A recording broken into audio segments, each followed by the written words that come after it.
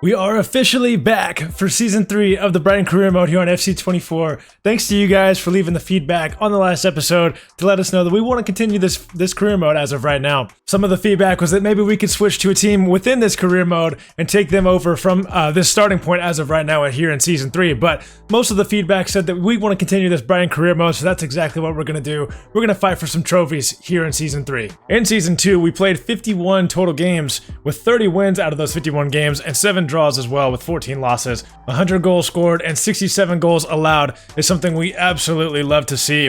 And as you guys saw in the last episode, we finished in 5th place, but we very easily could have finished in the top 4. There were a couple of fixtures towards the end of the season that didn't exactly go our way, and a couple of very, very rough stretches towards the end of the season that just didn't go our way at all. We also ended up losing in the final of the Carabao Cup last season against Liverpool. Very, very heartbreaking defeat in that game. We had no European football last season, but we definitely are going to this season. Seeing as though we finished in 5th place last year, we are going to be in the Europa League. We were really hoping to be in the Champions League, but of course, that's just not how the cookie crumbled that time. We do have our objectives here for this season in the Continental Success in the Europa League. It says reach the group stage, which I am a bit confused about because we are going to be in the group stage, so I guess they're just happy with whatever happens in the Europa League, which is interesting. But let's go ahead and take a look at our other objectives as well. In the youth development, sign 4 players, 1 to each group of positions, and then the long-term one, within 2 seasons, sign a youth player and then play them in 10 games as part of the starting 11.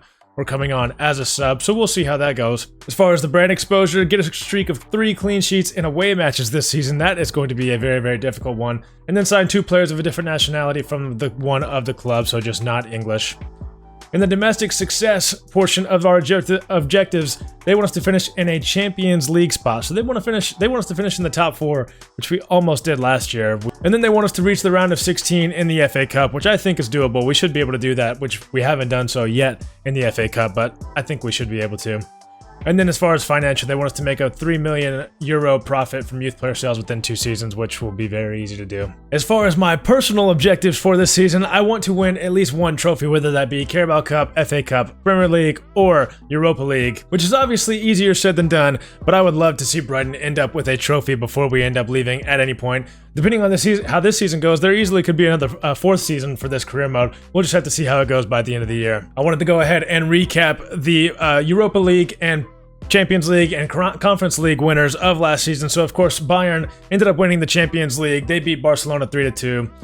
Spurs actually ended up winning the Conference League, which we didn't go over in the last episode, but they beat Wolfsburg in the final. Liverpool, of course, won the FA Cup, and they won the Carabao Cup against us. And then Manchester United won the Europa League over Juventus on penalties, which would have been probably a very exciting game to watch if it were to happen in real life. And so the new teams in the Premier League this season were Leeds United, Luton Town, and Wolves back up into the Premier League for this year. Those are the 3 new teams. We're going to go ahead and move forward a couple of days, but we are going to have a lot of emails coming through.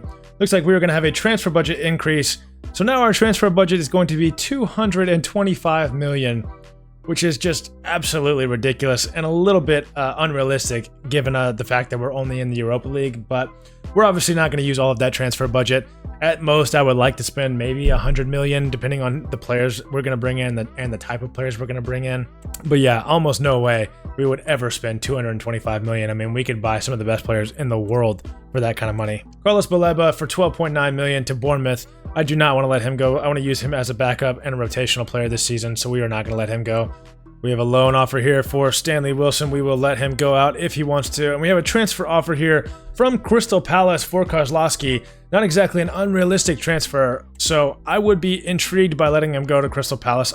Crystal Palace are very, very keen on spending 13.1 million for Kozlowski, and I just feel like we should be able to get almost 15 million for him. So I'm going to go ahead and reject this deal, and we'll see if he ends up getting another offer and maybe going on to another club. But we have a monthly scout report back from Brazil, and it's looking like we don't have a whole lot of great players in here, but I'm seeing one here. Carlos Garcia, 52 to 70 overall.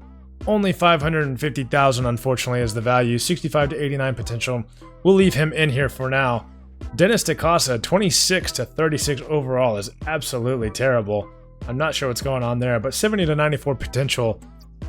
Only a value of 100,000. That is one of the more interesting players I've seen in a monthly scout report before. So we're going to go ahead and reject that. Caio Miranda, 775,000, definitely could be a solid player. I think what I'm going to do is just leave all these players in the scout report for next month and see if they get any better. As far as our actual youth academy goes, these are the players we have in there right now. So we have Adam West as our highest rated, along with Thomas Ali, both 62 overall, 17 years old. A couple of 60 overalls, and then a couple of players under 60 overall.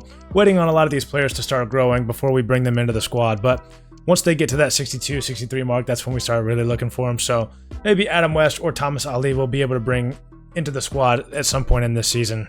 We did bring in a couple more attack-minded coaches. We are up to 12 stars out of 16.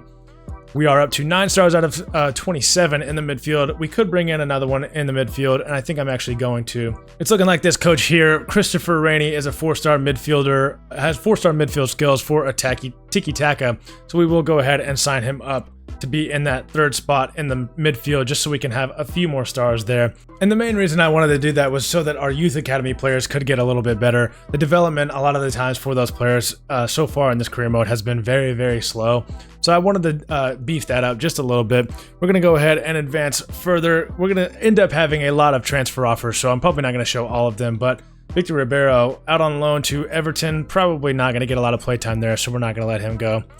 We'll get out of that one. Kirkes, absolutely not going anywhere. I don't want to let him go at all. We only brought him in at the January transfer window as well, so he hasn't been here for long enough for me. And Real Betis in for Lewis Dunk. We are definitely not going to allow any offers for him, so we're going to go ahead and block all offers. Nottingham Forest have come in for Sebastian Bornau. I think I'm going to reject this offer just because Sebastian Bornau is not going to want to make a move in the Premier League since his time here in the Premier League with us didn't go too well. I definitely, would like to keep him in some ways, but at the same time, it makes sense for him to go just because we didn't give him enough playing time. And I think I want to bring in a different center back anyways. I like Sebastian Bornau, but I'm okay with letting him go. And even though the swap deal would include a player that is 77 overall, we don't really need any left wingers, so I'm going to reject this deal and wait for a deal to come through, maybe for a club that is not in the Premier League. Coventry City have agreed for a 1-year loan deal for Stanley Wilson. I think that is an excellent team that he can go to get some playing time in the lower levels in the English football league. So we're going to send him out. Victor Ribeiro, we have an offer from Las Palmas for him. We've got a deal here for Simon Adingra from Osasuna. We're going to reject that deal. 15.8 million. I would be intrigued by 20 million for Adingra, but at the same time, I don't necessarily want to let him go. And we now have an offer from Tottenham for Sebastian Bornau, which I don't necessarily want to let him go there either.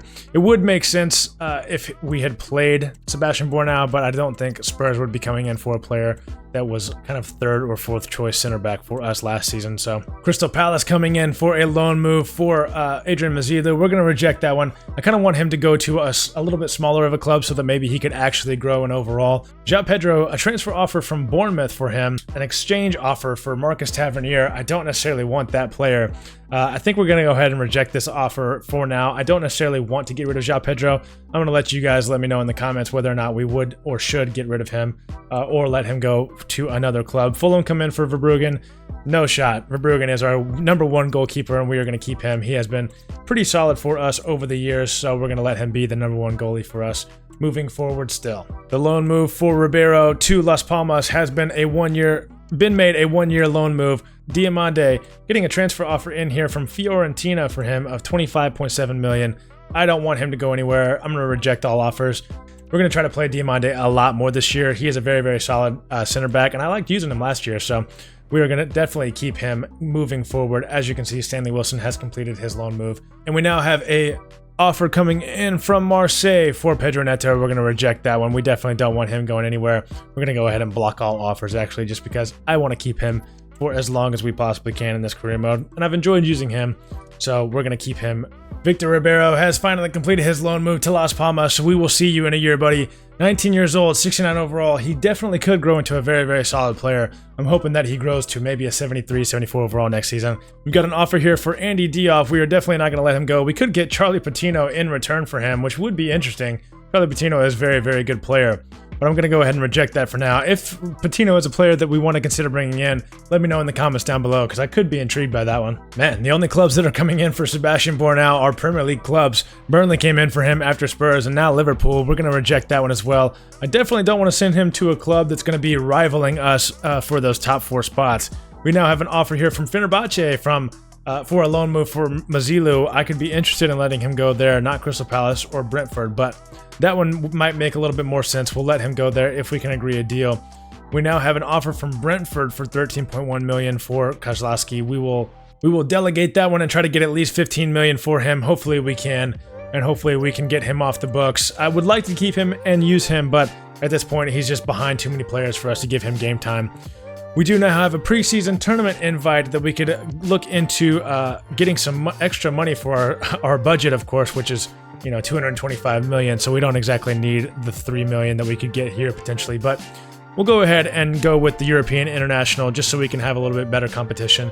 Maybe get the players up to speed for the season. Mazilu has completed or Fenerbahce have agreed to a 1-year move for Mazilu, so we will accept that and hopefully see him gone over to there. We have a few days until our first game in our preseason tournament, so that is going to be very interesting. I want to see the results we get in those games. We are going to be simulating those games. Newcastle coming in now for Sebastian Bornau. That one wouldn't be unrealistic. I can see Sebastian Bornau being the type of player Newcastle would sign, but not going to let him go there for now. And now we have something coming through that is very, very interesting. Lens from France have come in with an offer for Abdallah Sima for an exchange player. They want to give us 750,000 plus this young 19-year-old center back that is 75 overall, Leonardo Duarte. I want to view this exchange player real quick and see what we're looking at here. Looks like he could be a pretty solid little defender. 5'11", left-footed, from Brazil. Has good tackling stats, decent defensive awareness, decent passing. Not a lot of anything anywhere else, and decent physical stats. That could be an interesting offer. I'm not sure I want to actually accept that as of right now, but we're also not going to use Abdallah Sima, so it could be very interesting. Yeah, I'll be honest, guys. I'm kind of leaning towards just going ahead and doing this because, I mean, we're not going to use Sima at any point. And Leonardo Duarte, if you guys don't like that we bring him in, we can always just send him out on loan. But a 75 overall 19-year-old center back, left-footed, only 5'11". I like my center backs to be a little bit taller usually, but 5'11" is not too short for a center back. So I'm very, very intrigued by this. I'm going to go ahead and propose a new transfer fee. We're just going to ask for 1 million. We're going to let that one sit there and potentially negotiate that one. I'm going to let that one sit there for another day or so, and then I'll negotiate it. But yeah, let me know what you guys think about this deal. I definitely think it's an okay one to do because we're just not going to use Sima, like I said. So Adrian Mazilu has completed his loan move to Fenerbahce. He'll be gone for the next year. If we want to bring him back at any point in time, we can, but hopefully we just see a lot of growth out of him like we did for Lenny Jansen, our right winger from last season. We now have an offer coming in from Sevilla for Sebastian Bornau. Not exactly a club that I would expect to come in for a player like Sebastian Bornau, but they want to send us 22 million for him. We could get up to 27.9 million. So I am going to delegate this for just a little bit more money. And then as far as this offer between us and Leonardo Duarte goes, we are going to go ahead and negotiate a deal here and get this guy into the club and get Sima gone to RC Lens. We have now officially made it to our first match day in our preseason tournament. We are going to be facing Atalanta, which is a very, very solid team. We are going to be going, this is the lineup that they're going to be going with. A very, very solid team. Marco Royce, Charlie Patino, Skamaka, Kolasinac in there, Webster, Adam Webster, our former player in there as well. So yeah, very, very solid team for them. This is the lineup we're going to be going with in this game. Pretty much our strongest 11. The 11 that we had out there towards the end of last season. Just like our preseason games in the seasons before, we are going to be simulating these games. So we're going to go ahead and give this game a quick simulation, and Brighton ended up winning this game 3-2 over Atalanta, which is an absolutely fantastic thing to see for us. Skamaka scored first, but Smith Rowe right behind him. Andy Diop adds one in the 60th minute. Benjamin Sesko makes it 3-1 in the 81st. They get one back before the end of the game, but a very, very solid game for us. We got Bornau in there for a game. We got Dahoud in there for Fabricio Diaz in that at some point in that game as well. That's the one thing I wish, another thing I wish FIFA would do is make the preseason games a little bit more like preseason games in real life, where you just have pretty much 20 players playing the game on each side. But you know, that's neither here nor there. It doesn't really matter at that point, but it's nice to see us get a win. After that game is over, Brentford have come in with an agreement for 14.7 million for Kozlowski. We're going to be sending him over to a Premier League rival, but we haven't been using him at all, and I feel like he is at that age where he could potentially be a solid player in the Premier League and be a solid winger for a team in the Premier League. So if we send him over there and it ends up biting us in the ass, then that's just how it is. And Abdallah Sima has officially made his move over to RC Lens, which means Leonardo Duarte has made his way back over to us. They're going to say that that is a terrible negotiation between us, but unfortunately, I don't agree with that. Duarte is going to be an interesting player to bring into the squad. Let's go ahead and look at his statistics. Look at how he fits into the squad as well. So we do have him down here Obviously, not the paciest player, but again, only 19 years old. He can get so much better. 70 speed, 74 jumping, 77 stamina, 82 strength. Again, most of his technical stats, it's just tackling, are the only ones that are good. Besides that, his passing is okay. Short passing is okay. Long passing, not great, but obviously we can work on that, and him being a 75 overall is just absolutely fantastic. But yeah, let me know if you guys want to just see him in the club, or if you want us to just let him go out on loan and bring in a different center back. And Kozlowski has officially made his move over to Brentford for 14.7 million. We have now made it to our match day against Valencia in the second game in this preseason tournament. We're going to get some rotation in the side just because some players are tired. We're going to get Diomande in, and we're also going to bring in Duarte to play in his first game for the club. We'll get Baleba on that left side of the central midfield, and we'll leave the rest of the squad as is for now. That is what the team we're going to go with. Let's go ahead and get into this game. This is the lineup. Valencia are going with our former player Undav in this one, so we're playing some teams with a lot of our former players in there, but Undav we never use in this career mode, so, you know, it is what it is. But let's go ahead and simulate this game. You guys already saw the lineup that we're going to be going with. Let's go ahead and quick sim this. 2-1 win for Brighton. So 2 wins from 2 against 2 very, very solid opponents, Atalanta and Valencia. And after that game, Sevilla have come back and said that they are okay with paying 27 million, and we are okay with them paying 27 million as well. We're going to let him go if he wants to go. We have a scout report back for a player that I'm thinking about bringing into that left center back position, but obviously we're going to leave that up to you guys at this point. Evan Ndicka, I think he would be a great player for our squad. He has absolutely fantastic physical stats. His dribbling, his passing, and his defense are also very, very good. So I just think he's a very, very fantastic player all around. 81 overall. It looks like we could probably get him for maybe around 30 million. Yeah, it's looking like it's saying around 34 million. His market value, or their asking price, is around 42 million. He does have a release clause, but we would definitely not pay 80 million for him. I think he could be a fantastic signing, but if there are any other center backs you guys want me to look into and to bring into the club, I'm looking into bringing around that 80 overall mark. I'm gonna up the ante this season. We are playing in still just the Europa League, but we are obviously improving the squad a lot, so I don't want to spend just 25 to 30 million like I've been spending in the past few seasons. Obviously we spent 40 million on Benjamin Sesko, but that was kind of a one-time splash, and of course the striker position is always a little bit more expensive anyways. But I think if we can get this player for 35 million, that would be an absolute steal, and he would be a fantastic player for the future. And he's also 25 years old, so he does have at least a little bit of experience under his belt, and he's not just one of these younger 20, 21-year-olds like we've been bringing in. And one position we definitely need to bring someone in is at the right back position. I am scouting Matty Cash just because I've always been intrigued by using him in a career mode. I've never actually used him before in any FIFA or obviously in FC as well. Obviously, he is a cornerstone at Aston Villa, and it would be very, very unlikely for him to leave them, but he is just a player that I think is absolutely fantastic, and I would love to use him in this career mode. So if you guys think that would be a good signing, let me know. But obviously, I'm very, very open to other suggestions as well. And then, of course, another position I have thought about bringing in a player is center midfield. Obviously, we've made a lot of moves in central midfield over the last couple seasons, so if you guys think that we've made too many moves and we should just kind of stick with what we got, I completely agree and understand with your opinion on that one. But I did want to add a couple of players that I thought could be very, very good for the squad. I've added Gedson Fernandez and Ederson. Gedson Fernandez is currently playing for Real Betis over in Spain, and Ederson over at Hoffenheim in Germany. Both players are very, very similar in their statistics. Obviously, Ederson maybe a little bit better going forward, and Fernandez maybe a little bit better going defending wise, but both of them are very, very good players. I mean, Gedson Fernandez, just looking at his technical stats, as well as his physical stats and mental stats, I mean, his attributes are just absolutely incredible. And he's also got one thing that that I'm keeping my eye on very, very closely, which is that free kick accuracy of 76 to 86.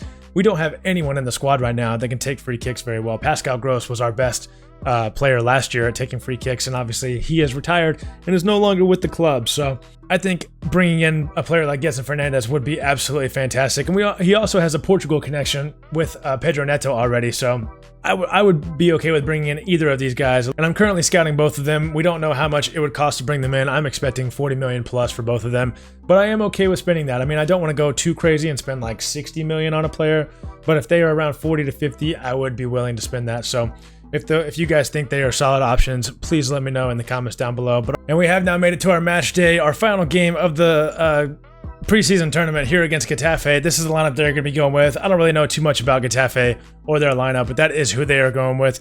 we're going to go with our strongest 11 besides João Pedro up top instead of Benjamin Sesko. Sesko hasn't really done anything in this preseason game, so we're going to give João Pedro the start up top. We're going to go ahead and quick sim this game. If we get a win here, I believe we get all of the money, but we only end up getting a draw, 0-0 draw, a couple of yellow cards for our players as well. Not something you want to see in preseason games, but nonetheless, that is going to be it for the preseason tournament. Let's see if we win any money. I don't think we do. It's looking like, yeah, the board is unfortunate, saying that it's unfortunate that we didn't win, so we're not going to get any money, but maybe we got some good experience for some of our players. And as you can see, we got an email coming through here. Sebastian Bornau has officially been sold to Sevilla, 20 million into the bank, 27 million the transfer price for him. Sebastian Bornau was definitely a solid center back for us at times, but we just didn't get him enough game time and he wanted to leave. So we are okay with him leaving. And this is the cutscene for him leaving now. So Sebastian Bornau, we'll see you later, buddy. All right, and we've got another scout report back. We are now into the month of August, into the final month of the transfer window. This guy's worth 775,000, 53 to 67 overall, 84 to 94 potential. His attributes don't look too bad. I'm going to go ahead and sign him up. This player turned out not to be as good, and then Dennis DaCosta, 2 months left on his, 33 to 41 overall. I'm just going to let him stay because I'm very confused by his attributes, so we're going to reject these other players, and it's looking like none of them are very, very good.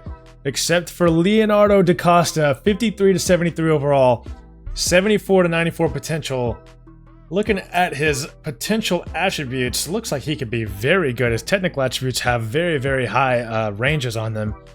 Let's go ahead and look and see how much he is worth. He is worth 4.8 million already. That is what he is valued at. Is already requesting a wage of 6 million, or of 6,000, not 6 million, of course. Yeah, we're gonna get him signed up, and we're gonna go immediately look and see how good he is. Oh boy, he is only 15 years old, already rated 68 overall, 74 to 94 potential. He is looking absolutely incredible, and it's looking like he's got some other pretty solid attributes going on as well.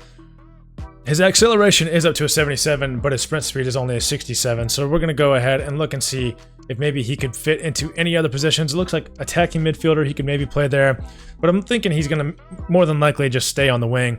We're gonna train him to be a right winger for now because he's not gonna stay out on the left since he is left-footed. Very, very excited about seeing him come into the squad at some point. He's only 15 years old, so I think once he turns 16, we will bring him into the team immediately. And we are now about a week out from our first game in the Premier League this season. It's going to be very, very exciting getting a game under our belt. Ed Turns has made a move to Real Oviedo for 3 million. We will see you later, but we only have a week left until the Premier League. It is getting down to the wire. I'm very, very excited to see how we perform this season in the Premier League. And we obviously have Europa League this year too, so that's going to be very, very exciting to play in. And we did get the scout report back for Medicash. He is an 81 overall, so not too high rated, and definitely not too much money actually either. So we could get him for less than 30 million. That would be an absolutely fantastic signing. Like I said, let me know if you think that's a good one to go after. And then as far as our other center midfielders that we had in there, Getson Fernandez, 82 overall, and Ederson, 81 overall. I would be perfectly fine with bringing in either of those players. But they are right-footed midfielders, so they would be kind of taking the place of Fabricio Diaz a little bit. Bringing in a player of this quality could be a game changer for our season in the Premier League and in the Europa League and even in the cup competitions as well. So something to think about, and I'll let you guys let me know in the comments about that one. All right, and we have now officially made it to our opening game here in the Premier League this season. We are playing Leeds United, who have just come up from the Championship last season. Let's go ahead and get into this game against Leeds. Let's see what lineup they're going to be going with in this game. They got Patrick Bamford still up top and Brendan Aronson behind him. Sinister out on the left.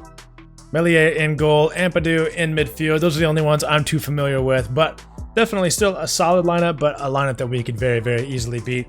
And this is the lineup that we are going to be going with in this game. Our strongest 11 that we can put out right now.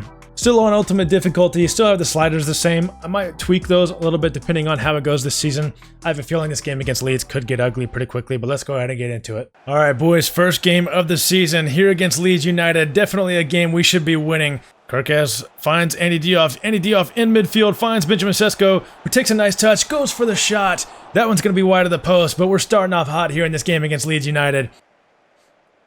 Brendan Aronson finding a gap through the midfield. Igor got back and did well. Aronson knocks the ball off of Kirkes. Kirkes not in a great position. Aronson pushing down this left side, trying to block off the passing lane into the middle. He's going to go for a cross. Bamford ends up with the ball. somehow Aronson ends up with the ball. Bamford now able to take a shot from right at the edge of the 6-yard box. That was just a cluster of events that just happened there. And Leeds take a 1-0 lead after 15 minutes. Leeds give away a free kick in a pretty dangerous area, but like I said, we don't have anyone that can really take free kicks in the squad. It looks like Andy Diouf might have a little bit better free kick accuracy as well as Lewis Dunk over Fabricio Diaz, but overall, Fabricio Diaz might be our best option. We're going to go for a cross, a little bit of a light cross towards the back post. Benjamin Sesko is able to get there.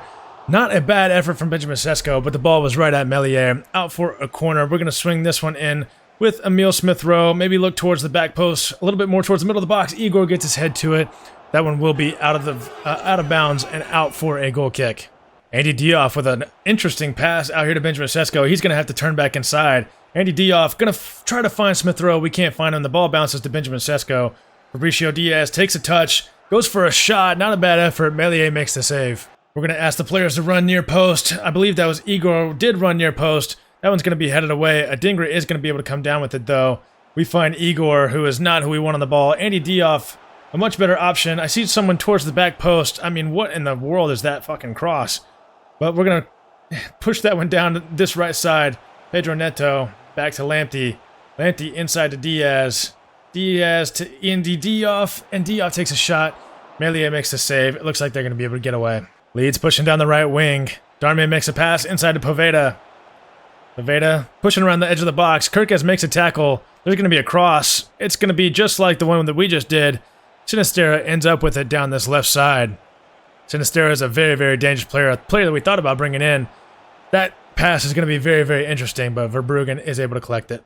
But a bad pass in midfield and a bad turnover leads to a shot from Leeds. I'm not sure what we were doing in midfield there, but Leeds are going to end up with a corner here. Looks like they might be taking it short. They do take it short. Aronson sends in a cross. That is a poor effort from Igor. And Bamford ends up with the ball. And that is going to be a 2-0 lead for Leeds. Right here before halftime. But Leeds aren't even going to have to break the press. The referee is going to blow his whistle for halftime. 2-0 for Leeds at halftime. An absolutely abysmal showing for Brighton so far in this game.